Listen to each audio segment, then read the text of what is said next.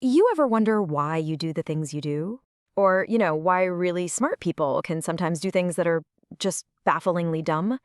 Well, today we're going to peek under the hood of our own minds. We're going to find out how they actually work, expose some of the predictable glitches we all have, and then, this is the best part, we're going to build a powerful toolkit to help us all think a little bit better. So let's kick things off by busting one of the biggest myths out there about how we think.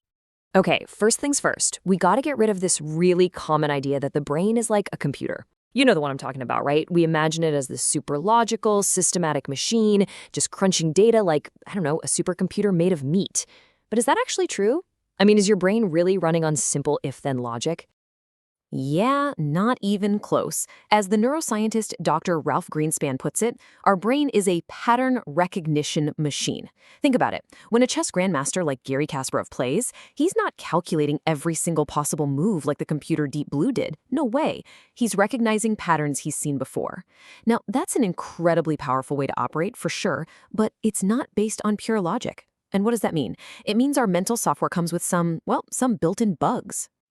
And here's the key thing to get. These aren't just random mistakes. Nope, they're predictable, universal glitches that affect every single one of us. Psychologists have a fancy name for them, cognitive biases, but you can just think of them as these hidden scripts that make us act against our own best interests.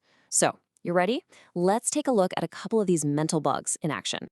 All right, let's start with a huge one. Incentive-caused bias. I mean, it's exactly what it sounds like. It's our tendency to be totally swayed by rewards. We do what we get paid to do, right? And our brain is an absolute master at justifying our actions to get that reward, even when it leads to some truly bizarre and unintended outcomes. And you want a perfect example of this? Let's look at the Dead Sea Scrolls. So, when they were discovered, archaeologists offered a reward for every new fragment that was found. The goal was simple: find more pieces of the scrolls. But the incentive was a reward per fragment. So what do you think people did? You guessed it. They took the large scroll fragments they found, tore them into tiny little pieces, and turned those in to collect way more rewards. The incentive totally backfired. It actually led to the damage of these incredible historical artifacts. That is incentive-caused bias in its purest form. Okay, next up, we've got a glitch that's really hardwired into our sense of who we are. It's called the consistency principle. Our brains absolutely crave consistency. I mean, think about it. Once you commit to an idea or an action, even a really tiny one, you feel this immense internal pressure to stick with it, right? We just hate to backtrack because it feels like we're contradicting ourselves. And there's this classic experiment that shows just how powerful this is. So researchers went door to door, and they made a really small request. They asked homeowners to put this tiny 3-inch sign in their car window that just said, "Be a safe driver." Pretty much everyone said, sure, why not? But then, a couple of weeks later, another group of researchers went back to those exact same houses. And this time, they asked them to put a massive, super ugly drive carefully billboard right on their front lawn. The result was just astonishing. And this chart just says it all. Check it out. For the group who were just asked cold to put up the big sign, only 17% said yes. But for the group that had already made that tiny little commitment with the small sign, a whopping 76% agreed to the giant, ugly billboard. So why the huge difference? Well, it's because they'd already started to see themselves as concerned citizens. They felt this powerful subconscious need to act consistently with that new identity.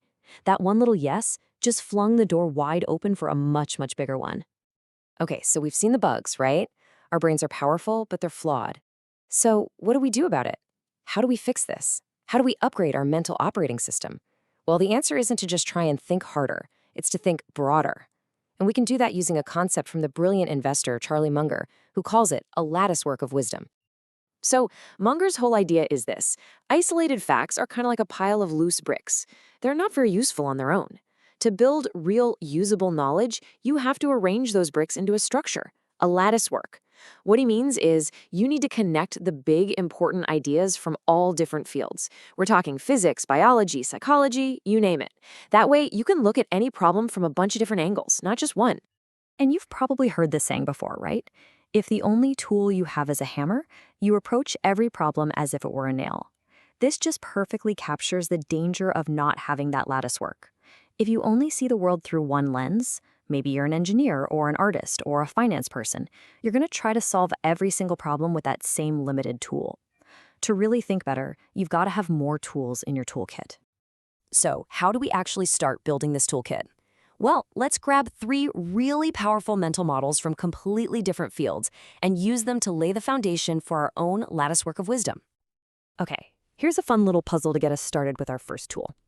Why can a mouse fall down a 1,000-yard mine shaft, shake itself off, and just walk away, but a man falling the same distance is broken, and a horse just splashes? What's going on there? The answer is all about a powerful principle called scale. It really just comes down to basic physics. See, as something gets bigger, its weight, which is all about its volume, grows by the cube of its length. But its strength, which is related to its area, only grows by the square.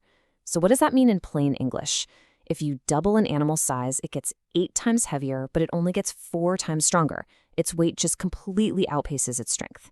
And this simple rule explains so much, from why tiny insects don't need skeletons to why those giant monsters you see in movies would literally collapse under their own weight in the real world. All right, our second tool comes to us from biology. Now, we usually think of natural selection as survival of the fittest, right? Like it's some grand competition to be the absolute best. But it's actually way more accurate to think of it as a process of elimination. Evolution doesn't have a goal, it just weeds out what doesn't work. So the traits that get passed on are just the ones that were good enough to not get eliminated. And that's such a powerful way to think about success, not just in nature, but in business and in life. It's not always about winning. A lot of the time, it's just about not losing. And for our final tool, we're jumping over to game theory for a strategy called tit for tat. It sounds complicated, but it's beautifully simple and incredibly powerful for building cooperation. Here's how it works. Step 1, the first time you interact with someone, just be nice. Cooperate. If they cooperate back, great, keep being nice. But if they turn on you and defact, step 2 is to immediately retaliate on the very next move. And here's the crucial third step. The moment they go back to cooperating, you forgive them instantly and go back to being nice too. It's simple, it's fair, and it's just an amazingly effective way to build trust over time. So you can start to see how this works, right? When you combine an awareness of your own mental glitches with this growing latticework of models from totally different areas, you just start to think differently. You're not just working harder, you're seeing the world with so much more clarity, and you can start making much smarter decisions. So how can you put this to work, like right now? Here's a few things to try. Instead of always asking, how can I succeed? Try inverting the problem. Ask, what are all the things I need to avoid? Always, always question your own assumptions. And when somebody makes a big claim, get in the habit of asking, and then what? So you can see the consequences down the line. And most important of all, just keep learning. Keep collecting those big ideas from different fields and continuously build out your latticework. And I want to leave you with this powerful question from the economist John Maynard Keynes. At the end of the day, true wisdom isn't about being right all the time. Not at all. It's about having the humility to update your own thinking when you're faced with better evidence. It's about upgrading your mental software, not just defending the bugs it came with. So he asks, when somebody persuades me that I am wrong, I change my mind.